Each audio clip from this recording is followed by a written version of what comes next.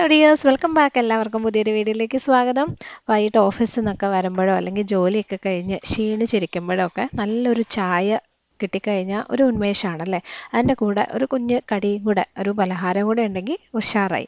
അപ്പോൾ ഇന്ന് ചായയുടെ കൂടെ ഞാനൊരു വട ഉണ്ടാക്കാൻ പോകണം കേട്ടോ. ഇതിൻ്റെ പേരൊന്നും ചോദിക്കരുത്. ഏകദേശം നമ്മുടെ പരിപ്പുവട പോലെ തന്നെയാണ്, പക്ഷേ ടേസ്റ്റിലൊക്കെ കുറച്ചൊരു വ്യത്യാസമുണ്ട് കേട്ടോ. അപ്പോൾ അതിനായിട്ടൊരു അരക്കപ്പ് കടലപ്പരിപ്പ്, നമ്മൾ പരിപ്പോടെ ഉണ്ടാക്കുന്ന വടപ്പരിപ്പുണ്ടല്ലോ, അതും 2 പിടി തുവരപ്പരിപ്പും കൂടി വെള്ളത്തിലിട്ട് വെച്ചിട്ടുണ്ടായിരുന്നു. നന്നായിട്ടൊന്ന് കുതിർന്ന് കിട്ടണം. അപ്പോൾ ഒരു 3-4 മണിക്കൂർ എന്തായാലും വെള്ളത്തിൽ ഇടേണ്ടി വരും. ഞാനിതിപ്പോൾ രാവിലെ തന്നെ ഇട്ട് വെച്ചിരുന്നതാണ് കേട്ടോ.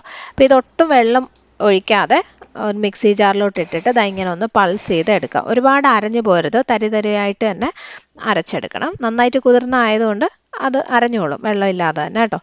അപ്പം ഞാൻ ഈ ചെയ്യുന്ന പോലെ ഇങ്ങനെ പൾസ് ചെയ്ത് എടുക്കാം.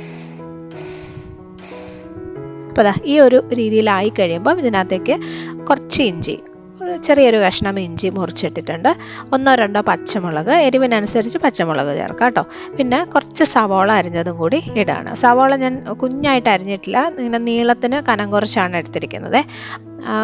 വട കഴിക്കുമ്പം സവോള ഇങ്ങനെ ഇടയ്ക്ക് കടിക്കാൻ കിട്ടുന്നത് ഒരു ടേസ്റ്റാണ്. അപ്പോൾ അതുകൊണ്ടാണ് ഒരുപാട് കുഞ്ഞായിട്ട് അരിയാത്തത്. അതും കൂടി ചേർത്തിട്ട് ഒന്നും കൂടി ഒന്ന് പൾസ് ചെയ്ത് എടുത്താൽ മതി കേട്ടോ. അത് ഈ ഒരു പരുവത്തിലായിരിക്കണം. ഒരുപാട് അരഞ്ഞു പോയി കഴിഞ്ഞാൽ നമുക്കിതിങ്ങനെ ഉരുട്ടിയെടുക്കാനൊക്കെ കുറച്ച് ബുദ്ധിമുട്ടായിരിക്കും.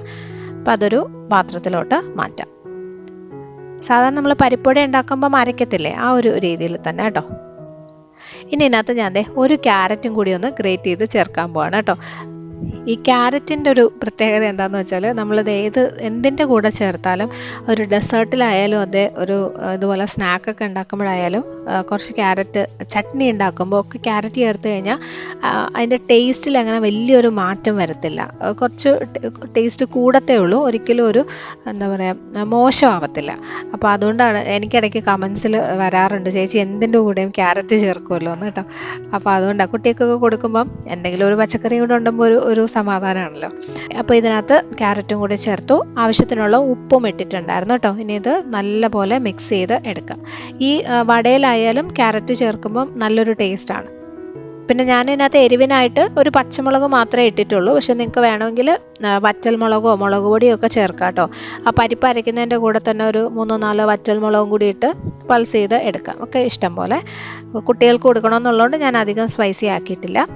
ഇനി ഇത് ഫ്രൈ ചെയ്തെടുക്കാം. ഇത് ഞാനിങ്ങനെ പരിപ്പോടയുടെ ഷേപ്പിലൊന്നും ആക്കാറില്ല, കുഞ്ഞു കുഞ്ഞു ഉരുളകളാക്കി എടുത്തിട്ട് ജസ്റ്റ് ഒന്ന് കൈവച്ച് തന്നെ ചെറുതായിട്ടൊന്ന് പരത്തി എണ്ണയിലിട്ട് ഫ്രൈ ചെയ്യുകയാണ് ചെയ്യുന്നത്. ഓക്കെ, അപ്പോൾ പാൻ വെച്ചു, എണ്ണ ഒഴിച്ചിട്ടുണ്ട്. സൺഫ്ലവർ ഓയിലാണ് എടുക്കുന്നത് കേട്ടോ. എണ്ണ ഒരു മീഡിയം ചൂടാവുമ്പോഴേക്കും നമുക്ക് എടുത്തു വെച്ചിരിക്കുന്ന ആ കൂട്ട് ഇതുപോലെ ചെറിയ ഉരുളകളാക്കി എടുത്തിട്ട് കൈവച്ച് തന്നെ ചെറുതായിട്ടൊന്ന് പരത്തി അങ്ങ് ഇട്ട് കൊടുക്കുകയാണേ. എണ്ണ എപ്പോഴും ഒരു മീഡിയം ചൂടായിരിക്കണം കേട്ടോ, കാരണം ഇത് വേവണം, ഉള്ളിലൊക്കെ നല്ലപോലെ വേവണം. ലോ ടു മീഡിയം ഫ്ലെയിമിൽ വെച്ചിട്ട് തന്നെ ഫ്രൈ ചെയ്യണം. ചൂട് കൂടി കഴിഞ്ഞാൽ പുറമേയൊക്കെ പെട്ടെന്ന് അങ്ങ് കരിഞ്ഞു പോകും. അപ്പോൾ ഈ ഒരു ഷേപ്പിൽ, ഈ ഒരു സൈസിലാണ് ഞാൻ ഇടുന്നത്. ഇത് പെട്ടെന്നായി കിട്ടും. വലിയ വടയാണെങ്കിൽ കുറച്ചും കൂടി സമയം എടുക്കും. അപ്പോൾ കുഞ്ഞു കുഞ്ഞായിട്ട് ഇട്ട് കഴിഞ്ഞാൽ പെട്ടെന്ന് നമുക്ക് ഫ്രൈ ചെയ്ത് എടുക്കാൻ പറ്റും. കുട്ടികൾക്കൊക്കെ കഴിക്കാനും ഒക്കെ ഇഷ്ടമായിരിക്കും അങ്ങനെ.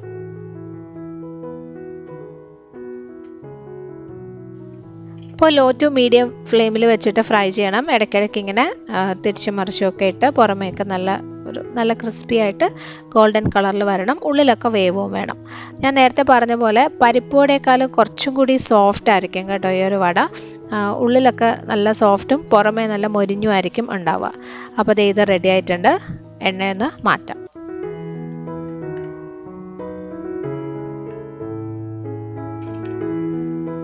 ബാക്കിയിരിക്കുന്നതും ഇതുപോലെ തന്നെ ഫ്രൈ ചെയ്തെടുക്കാം. ഏകദേശം ഒരു 15 എണ്ണ ഉണ്ടാവും കേട്ടോ. ഈ ഒരു സൈസിലുള്ള 15 വട ഉണ്ടാവും. ഓക്കെ, അപ്പോൾ സ്നാക്സ് എല്ലാം റെഡിയായി. അടുത്തത് നമുക്കിനി പെട്ടെന്ന് ചായയും കൂടി ഇടാം.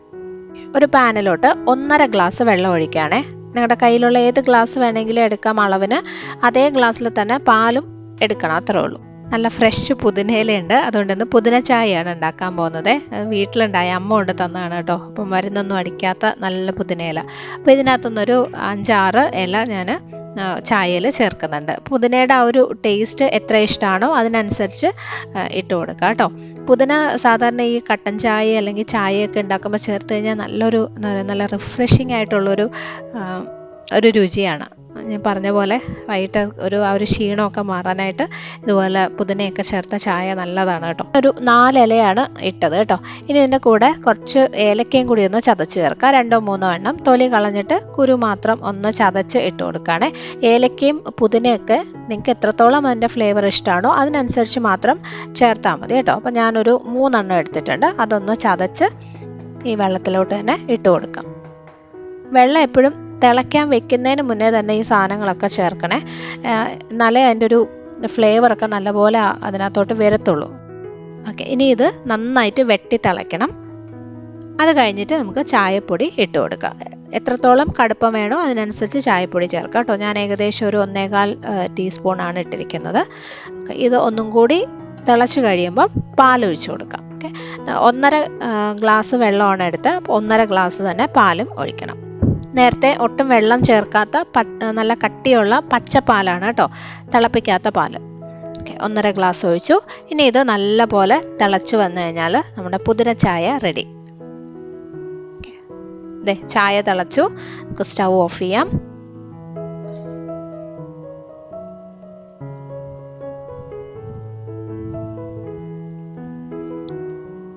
ഇനി ആവശ്യത്തിനുള്ള പഞ്ചസാര ഇട്ട് കൊടുക്കാം. പഞ്ചസാരയൊക്കെ നിങ്ങളുടെ താല്പര്യം പോലെയാണ്. അപ്പോൾ ഞാനിപ്പോൾ ഇത് ഏകദേശം ഒരു 4 ചെറിയ ഗ്ലാസ് ചായ ഉണ്ടാവും. അപ്പോൾ 4 ടീസ്പൂൺ പഞ്ചസാരയാണ് ഞാൻ ചേർക്കുന്നത്. ഒരു ഗ്ലാസ്സിന് 1 ടീസ്പൂൺ പഞ്ചസാര എന്നുള്ളൊരു അളവിലാണ് ഞാൻ ചേർക്കാറുള്ളത് കേട്ടോ. അപ്പോൾ ഒത്തിരി മധുരം ഉണ്ടാവത്തില്ല. അപ്പോൾ ഇത് 2-3 പ്രാവശ്യം ഇങ്ങനെ ഒന്ന് അടിച്ചും കൂടെ എടുത്തു കഴിഞ്ഞാൽ നമ്മുടെ അടിപൊളി പുതിന ചായയും റെഡി.